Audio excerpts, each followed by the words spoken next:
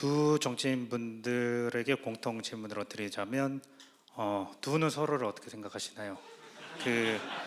이 질문을 드리는 건 사실 청년을 위한 정치를 위한 이슈파이터로서 두 분의 궁합은 꽤나 괜찮을 것 같고 힘을 가질 수 있을 것이라고 보여지는데, 이게 정당이 분리되어 있으면은 협력을 할 수 없는 구조인 건지, 아니면은 이런 어떻게 보면 같은 청년 정치인으로서 무언가 아젠다를 함께 만들어가는 것에 대한 논의가 청년들끼리 이루어지고 있는 것이 있는지, 이런 것들이 궁금합니다.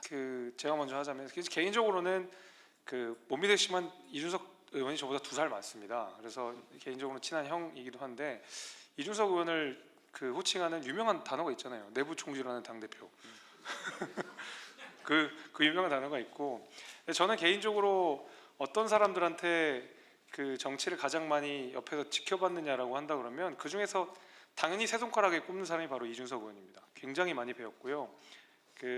어떤 메시지를 내는 방식이나 정치의 지향점이라든지 아니면 유권자들과 소통하는 방식들은 굉장히 많이 저는 영향을 받아서 좋은 정치인인지는 우리가 두고 봐야 되겠지만 뛰어난 정치인인 거는 사실인 것 같습니다. 네, 답변. 당신의 생각은? 사실 국회 내에서 지금 이제 80년대생 국회의원들이 한 10명 정도 이렇게 있는데요. 사실 협력이라고 하는 것이 뭐 젊다고 해서 협력하는 건 아닐 겁니다. 그런데 김재섭 의원과 저는, 김재섭 의원이 창동이면은 저는 노원역이었으니까요. 사실 한 정거장 차이로 많은 것을 공유하는 그런 사이였고, 실제로 공통의 이해관계가 많았었죠. 그런데 적어도 저는 지금까지 김재섭 의원이 순치된 다른 80년대생, 90년대생 국회의원에 비해 가지고 덜 순치된 상태로 지금까지 국민의힘이 버티고 있다, 그런 생각을 합니다.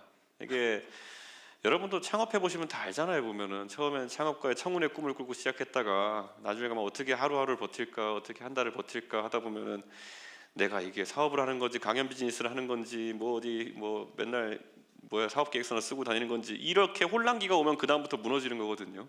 그런데 김재섭 의원은 지금까지 무너지지 않고 여기까지 와서 의원까지 됐으니 저는 굉장히 자랑스럽습니다. 네.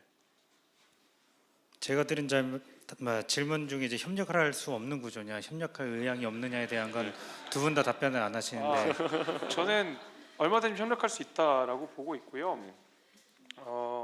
특히 이번에 연금 문제에 관련돼서 정치권에 뜨거운 화두가 있었는데, 오히려 민주당과 국민의힘, 그러니까 주류 정치인들을 대상으로 했을 때 이분들의 어떤 이해관계가 이분들의 어떤 대립 지점과 저희들의 대립 지점이 좀 달라요.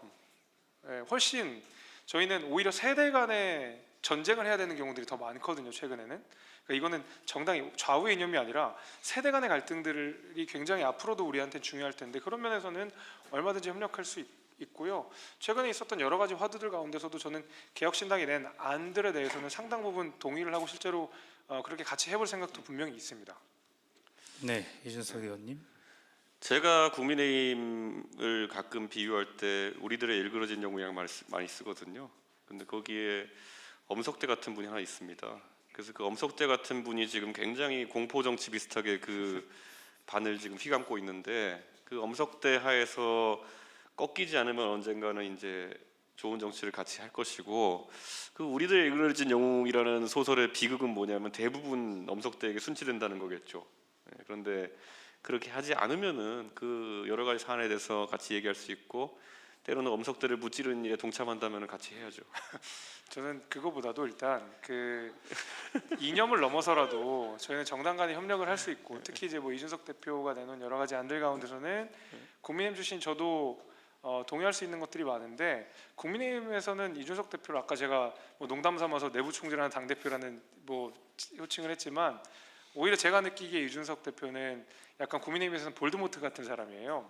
이름을 언급하면 안 되는 그런. 그래서 사실은 이제 정치의 환경 자체가 뭔가 적극적으로 외부적으로 막 나서서 하는 게 조금 꺼려지는 분위기긴 한데, 오히려 근데 이 미래 세대를 위한 담론을 만드는 데 있어서, 그리고 제가 아까 몇 가지 지적했던 보수 정당의 문제점을 해결하는 데 있어서는 저는 얼마든지 같이 할 수 있는 부분이 있다고 생각합니다.